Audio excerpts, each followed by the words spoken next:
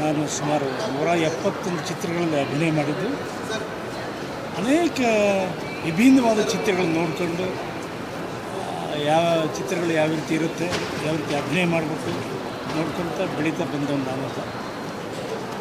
ಅನೇಕ ಭಾಷೆ ಚಿತ್ರಗಳನ್ನು ನೋಡೋ ಆಸೆ ನನಗೂ ಮತ್ತು ನೋಡ್ತಾ ಇತ್ತು. ಅಂಥದ್ರಲ್ಲಿ ಇವತ್ತು ಒಂದು ತುಳು ಚಿತ್ರ ಮದಿಪು. ಇದು ನಾನು ಮಲೆನಾಡು ಕೊಪ್ಪ, ಆದರೆ ಭಾಷೆ ನನಗೆ ಸಂಪೂರ್ಣ ಬರೆದಿದ್ದು ನಾನು ಸ್ವಲ್ಪ ಗೊತ್ತಿದೆ ತುಳು ಭಾಷೆ.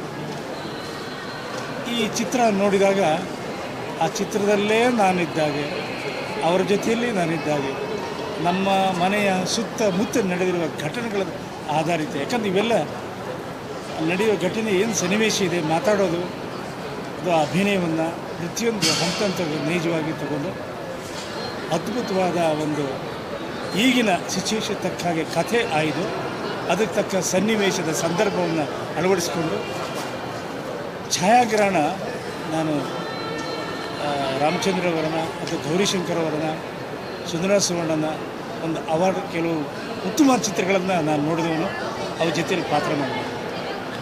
ಅವೆಲ್ಲ ನೋಡಿದ ಮೇಲೆ ಇವತ್ತೊಂದು ಮದಿಪು ಚಿತ್ರ ನೋಡಿದ್ದೀನಿ. ತುಂಬ ಅಂದರೆ ಅಷ್ಟಿಷ್ಟಲ್ಲ, ನನ್ನ ಕಣ್ಣಲ್ಲಿ ನೀರು ಬರೋಂಗಾಯ್ತು. ಒಂದು ಸಂತೋಷಕ್ಕಾಗಿದೆ, ಕೆಲವೊಂದು ಸನ್ನಿವೇಶ ಸಂದರ್ಭ ನೋಡಿ ನನಗೆ ಇಷ್ಟ ಆಗಿದೆ.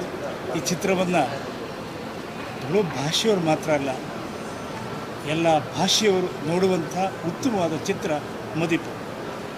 ಈ ಚಿತ್ರವನ್ನು ನಾವು ಯಾಕೆ ನೋಡಬೇಕು ಅಂತ, ಇಲ್ಲಿ ನಡೆಯುವ ಒಂದೊಂದು ನೈಜ ಘಟನೆ ಎಲ್ಲೂ ಒಂದು ಊರಲ್ಲಿ ನಡೆಯುತ್ತಿರುವ ಒಂದು ಸಂದರ್ಭ ಇದಾಗಿದೆ. ಈ ಸಂದರ್ಭಕ್ಕೆ, ಈ ನಾಡಿಗೆಲ್ಲ, ಈ ದೇಶಕ್ಕೂ ಸಹ ಇಂಥ ಒಂದು ಸಂದರ್ಭದ ಚಿತ್ರ ನಮಗೆ ಬೇಕಾಗಿದೆ. ಇದನ್ನು ಎಲ್ಲರೂ ನೋಡಬೇಕು. ದೊಡ್ಡವರು ಹಿರಿಯರು ಪ್ರಚಾರ ಮಾಡ್ತಾ ಇಂಥ ಚಿತ್ರಕ್ಕೆ ಉತ್ತೇಜನ ಕೊಡಬೇಕು, ಪ್ರೋತ್ಸಾಹ ಕೊಡಬೇಕು. ಅಂದಾಗಲೇ ನಮ್ಮ ಯಾವುದೇ ಭಾಷೆ ಆಗಲಿ ಚಿತ್ರ ಹೊಸದು ಕಂಡುಕೊಳ್ತಾರೆ, ಹೊಸ ಚಿತ್ರ ಬರೋಕ್ಕೆ ಸಾಧ್ಯ.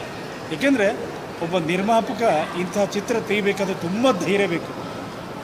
ಹಣ ಇದ್ದರೂ ಆಗಲ್ಲ, ಧೈರ್ಯ ಬೇಕು. ಅದರ ಜೊತೆಗೆ ನಿರ್ದೇಶಕರಿಗೆ ತನ್ನದೇ ಆದಂಥ ಒಂದು ಶಕ್ತಿ, ಹೀಗೇ ಮಾಡಬೇಕು ಅನ್ನೋದನ್ನು ಮನಸ್ಸಲ್ಲಿ ಇಟ್ಕೊಂಡು ತೆಗಿಬೇಕಾದ್ರೆ ನಿರ್ಮಾಪಕ ಸಹಕಾರಿಯಾಗುತ್ತೆ.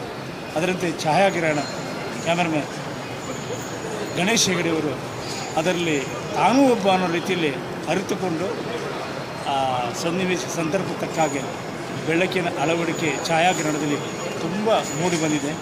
ಒಂದೊಂದು ಸಂದರ್ಭದಲ್ಲಿ ಆ ಮಡಿಕೆ ಕುಡಿಕೆ ಏನೇ ಇರ್ಬೋದು, ಅಲ್ಲಲ್ಲಿಯ ಒಂದು ಹೊಂದಾಣಿಕೆ ತುಂಬ ಚೆನ್ನಾಗಿ ಮಾಡ್ಕೊಂಡಿದ್ದಾರೆ. ಎಲ್ಲೂ ಅನ್ನೆಸರಿ ನಂಗೆ ಅನ್ನಿಸ್ಲೇ ಇಲ್ಲ.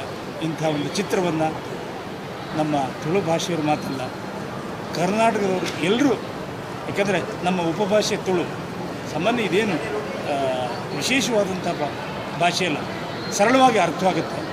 ಇದನ್ನು ಈ ನಾಡಿನ, ಈ ದೇಶದ ಎಲ್ಲ ಜನರು ನೋಡಿ ಹೊರದೇಶಕ್ಕೆ ಹೋಗಿ ಉತ್ತಮವಾದಂಥ ಒಂದು ಪ್ರತಿಕ್ರಿಯೆ ನೀಡಲಿ, ಯಶಸ್ವಿಯಾಗಲಿ ಅಂತ ಹಾರೈಸುತ್ತಾ ಅವರಿಗೆ ಅಭಿನಂದನೆ ಸಲ್ಲಿಸ್ತಾರೆ.